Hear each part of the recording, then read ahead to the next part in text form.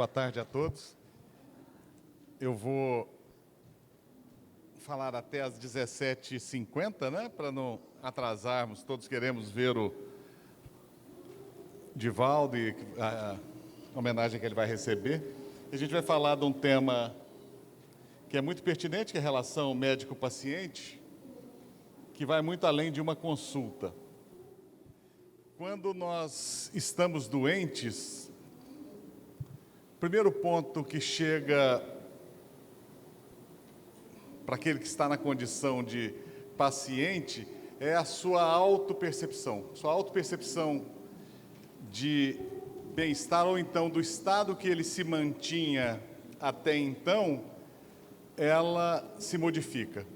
Às vezes, já se modificou há muito tempo e essa pessoa não percebeu. Mas quando ele tem a autopercepção que está doente e que ele precisa procurar um médico, a relação médico-paciente já começa aí. Aqui na plateia eu vejo que tem médicos e tem também pacientes. E nós, médicos, vira e mexe, também nos tornamos pacientes, né? Eu achava que nunca fosse envelhecer, mas agora estou com mais de 50, e vira e mexe, uma coisinha preocupa.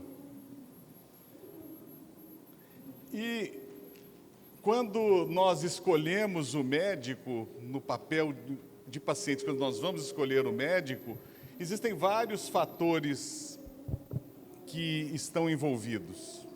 A expectativa, primeiro porque se sabe que não está bem, mas será que é algo sério? Eu tive uma colite no domingo passado, pouco antes de vir para cá.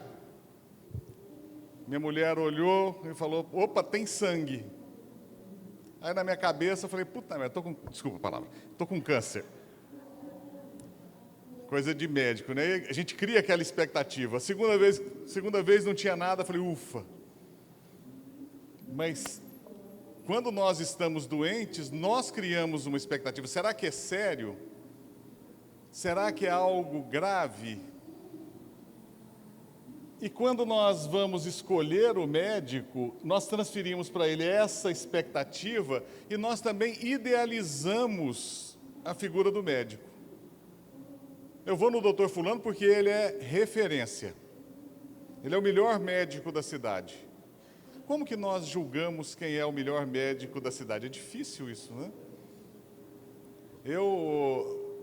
Depois de 30 anos de formado, eu nunca me arrisco a dizer que fulano é o melhor médico da cidade, porque eu já vi pessoas que tinham fama de ser o pior médico da cidade e resolveram problemas dificílimos.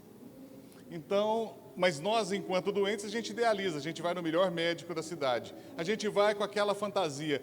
O doutor, ele utiliza determinados equipamentos que são capazes de detectar tudo, até a cor da minha alma. E nós não deixamos, nesse momento, de criarmos ansiedade e a gente começa a ter, inclusive, um certo conflito. A nossa ansiedade, ela pode atrapalhar a realidade, porque a gente pode entrar num processo de negação, mesmo antes de começar a consulta. E se a gente já entra para a consulta com uma negação, dificilmente a gente aceita o que o médico vai falar. E aí, chegamos à consulta como pacientes. A relação médico-paciente na cabeça do paciente já começou no momento em que ele decidiu ir se consultar. Quando ele liga para a secretária, já constelou a relação, e ele vai se consultar. A duração média de uma consulta médica nos Estados Unidos, vocês têm uma ideia de quanto tempo é? 7 minutos e 22 segundos, dados do Dr. Eric Topol. Em 7 minutos e 22 segundos, nós conseguimos construir uma relação médico-paciente adequada? De modo algum, né?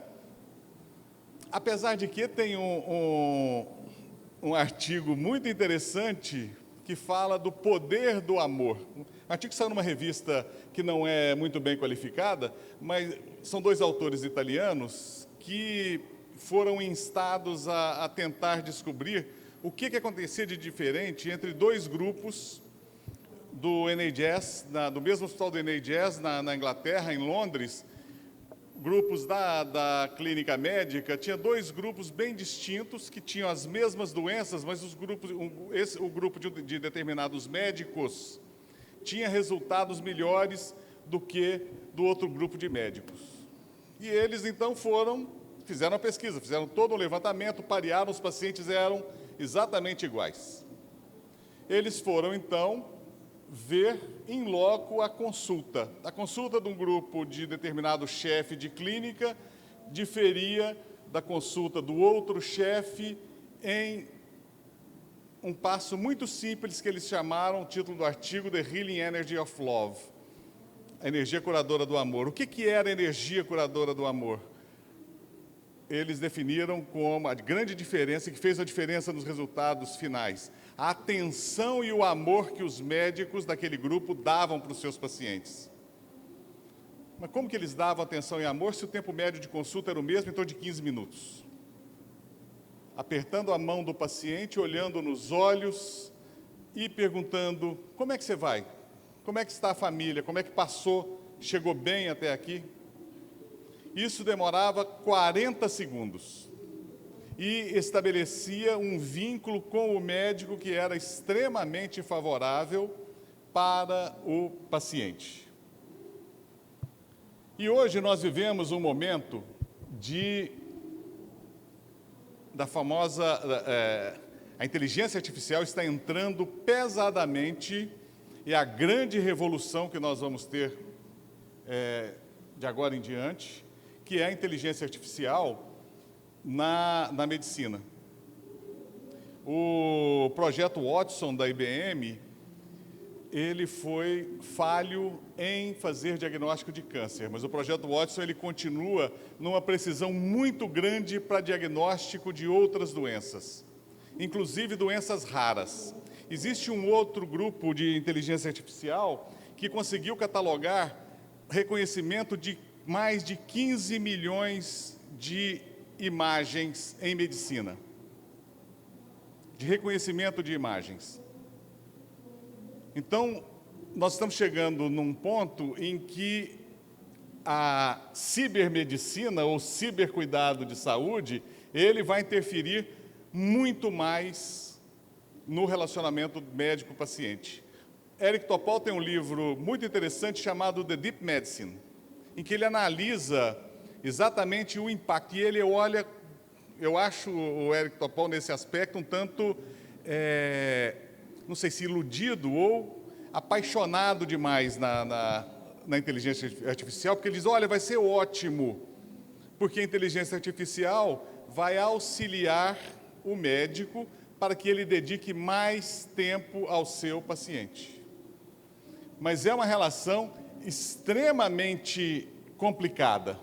Primeiro, porque com o acesso também facilitado do paciente, e aqui as relações, a gente não vou me prender nelas não, porque são relações complexas, mas com acesso cada vez maior dos pacientes à informação,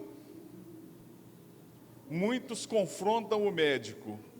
Poxa vida, eu vi, é grave, doutor, eu já andei lendo. A maioria dos pacientes já chega com o diagnóstico, e muitos médicos chegam e falam: você leu no Dr. Google, né? Mas se a pessoa souber pesquisar direitinho, eles vão chegar com mais informações que o próprio médico. Ainda mais em algumas doenças. E muitos médicos chegam: eu garanto que o diagnóstico é esse. Tem paciente que sabe pesquisar. E chega e: olha, doutor, pelo informações, e tem sites que ajudam.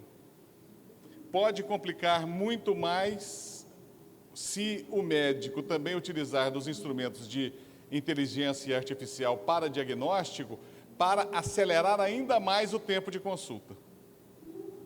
Então, eu vejo na tecnologia um grande avanço, no uso de inteligência artificial, um grande avanço. Como eu falei ontem, Apple Watch, os relógios, os Android Watch, esses da vida, vão ser instrumentos obrigatórios para pessoas idosas e pré-idosas como eu, porque eles são cada vez mais capazes de detectar problemas de saúde.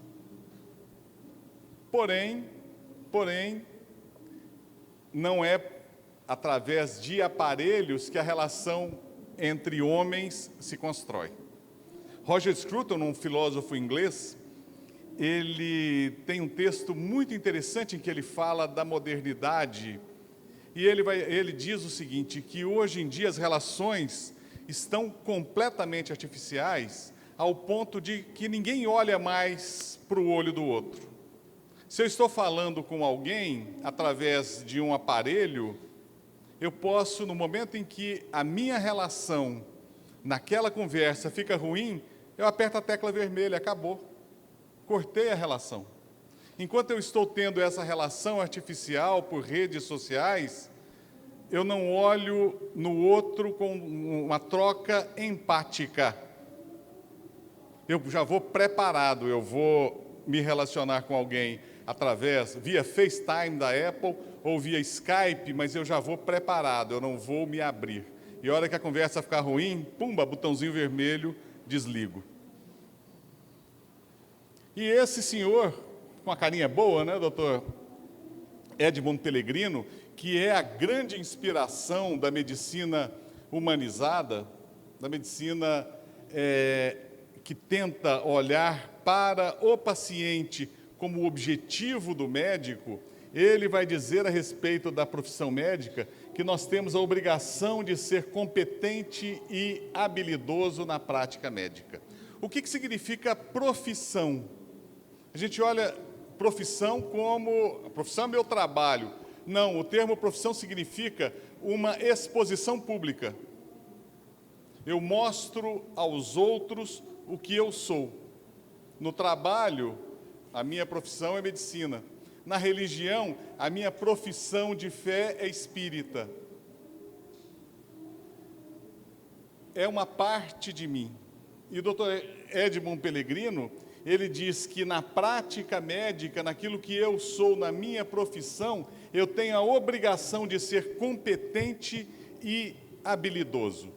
Para ser competente e habilidoso, eu tenho que reconhecer também as minhas falhas. E eu tenho que reconhecer que quem está diante de mim não é um órgão, não é alguém que me traz um órgão. Eu tenho um amigo na minha cidade que eu fiquei profundamente chateado, porque eu mandei um paciente, o paciente voltou, falei, ei, gostou do doutor?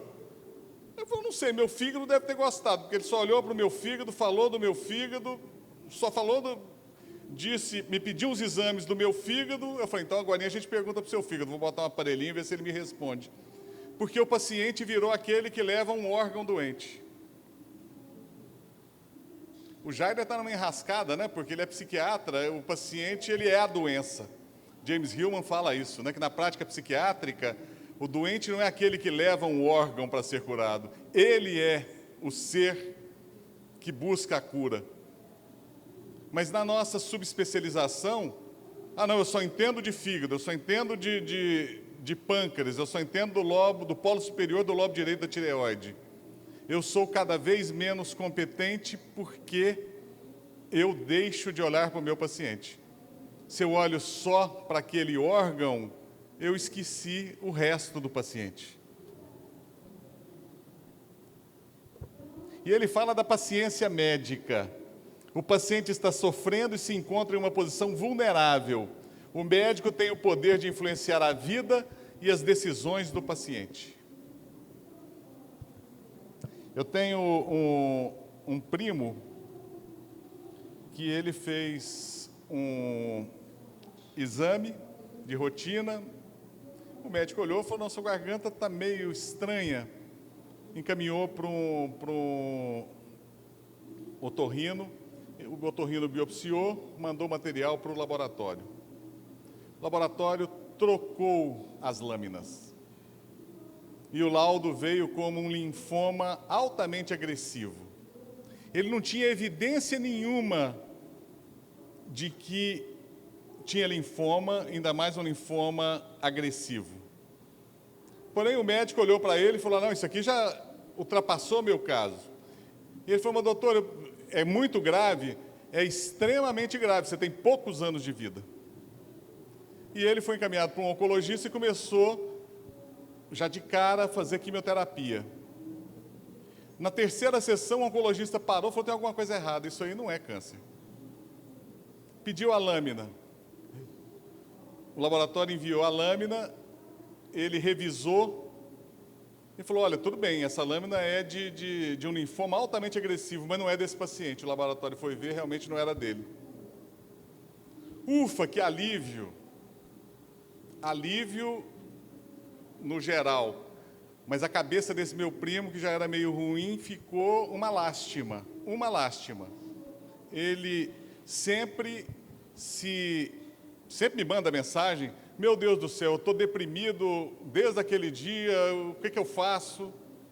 E mesmo tomando remédio e tudo mais. Então o médico, ele tem que reconhecer que o paciente está sofrendo. E na relação médico-paciente, se ele não tem uma visão mais ampla, e a gente não tem essa ilusão de que o médico espírita é diferente, porque tem muito médico espírita que ele é excelente espírita na casa espírita e no consultório. Opa, aqui eu sou cientista, rapaz. Médico é um bicho meio complicado, né? E o Dr. Balint, que ele vai dizer que o remédio mais usado em medicina é o próprio médico, o qual, como os demais medicamentos, precisa ser conhecido em sua posologia, efeitos colaterais e toxicidade. Eu sempre digo que médico demais faz mal para a saúde. O paciente vai para fazer check-up. Doutor, eu tenho que voltar quando? Ano que vem? A pessoa tem 20 anos de idade. A Associação Médica Americana diz que se ninguém nunca fez o exame médico até os 20 anos de idade, faz um só, depois volta, se for casar, para fazer pré-nupciais, se for mulher. Mas tem paciente com 20 anos de idade que quer fazer check-up. Check-up completo, doutor.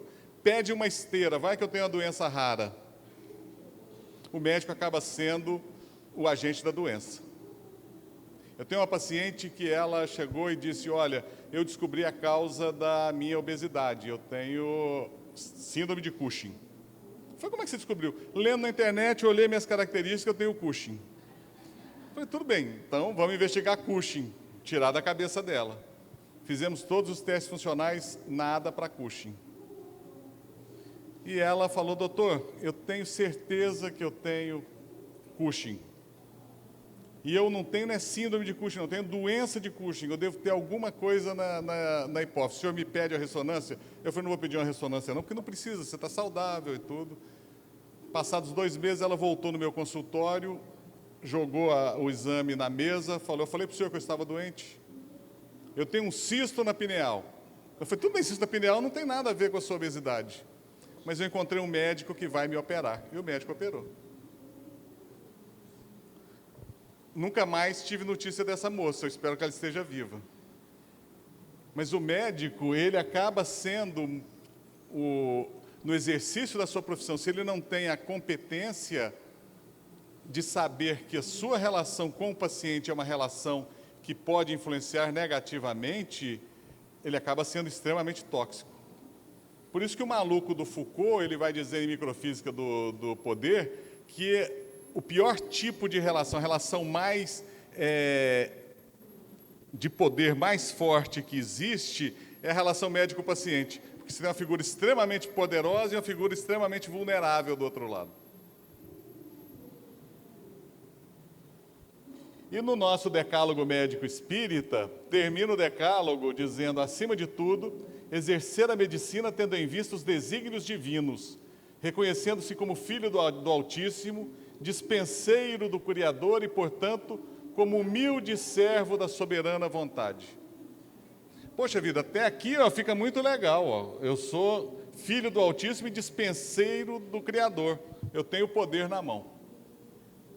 Se eu leio o Decálogo Médico Espírita até aqui, eu mantenho na minha posição de conforto, mas se eu continuo como humilde servo da soberana vontade. O que é ser servo da soberana vontade? O que Deus quer de mim? Se eu pergunto o que Deus quer de mim, eu deixei de ser aquele filho herdeiro, único herdeiro, vai passar tudo para mim mesmo, sou o dono da cocada preta, para ser o dispenseiro de Deus. E essa danadinha aqui jogou um encargo danado de pesado em cima de nós, né? Médico espírita, ele deve atender à soberana vontade, ele deve olhar para o paciente. Se eu sou filho do Altíssimo, o meu paciente é filho do Altíssimo. Não existe diferença entre nós. Eu estou numa posição em que eu posso interpretar tentar interpretar o que o paciente quer me dizer e tentar buscar nos recursos da alma o que é a soberana vontade de Deus, para ser servo dessa soberana vontade. Maimônides, ele já dizia que jamais veja no paciente outra coisa do que um companheiro em sofrimento. Na minha cidade tem uma clínica que eu digo, quando você entra lá, as secretárias e os médicos, quando piscam, aparece um cifrãozinho, igual caixa registradora. O paciente entra por causa de uma miopia e sai com fotografia do pelo da orelha do vizinho. Entra para fazer um exame simples e deixa 5, 6 mil reais. Tem paciente que adora isso, né? Fiz todo o exame, não tinha nada. E quando fala das virtudes, os Espíritos dizem para Allan Kardec que a sublimidade da virtude está no sacrifício do interesse pessoal pelo bem do próximo, sem pensamento oculto. Eu falo isso lembrando o Dr. Bezerra de Menezes, que dizia, e fazia um alerta muito grande sobre os médicos que se recusavam a subir às favelas do Rio de Janeiro para ver os pacientes que lá sofriam. Então ele se sentia impelido para ir atender os pobres, porque eles estavam lá em sofrimento. E ele dizia, o médico que não atende o clamor de alguém que sofre porque não vai receber, ele não merece o diploma. Por isso que o decálogo foi ele quem nos inspirou, né? O médico precisa ter compaixão médica. O médico é convidado a sofrer com o paciente, dividindo a situação existencial em que o paciente se encontra. Aí tem que saber sofrer, né? Porque senão não é sofrer e largar tudo e não conseguir fazer nada, mas é entender a dor do outro.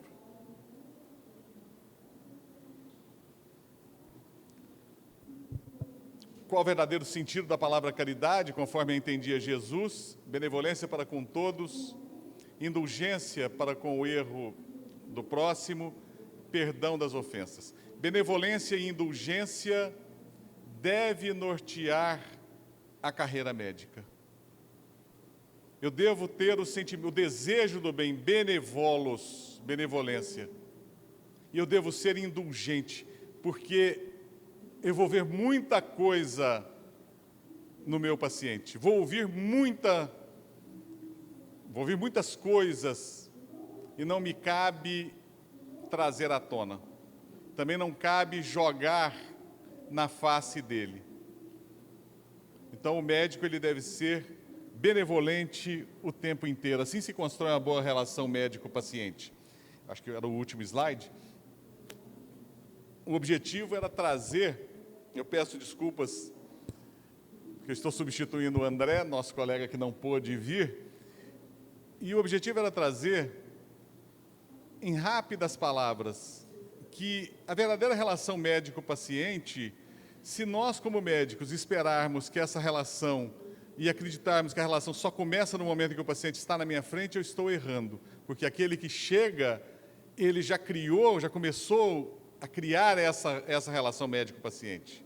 E eu devo entender a dor dele e ser o agente que pode aliviar o seu sofrimento, restituindo a sua saúde, ou aumentar a sua esperança, trazendo a mensagem de Jesus de fraternidade. Não existe nada mais recompensador, pelo menos na minha carreira médica, do que estar presente na morte de meus pacientes.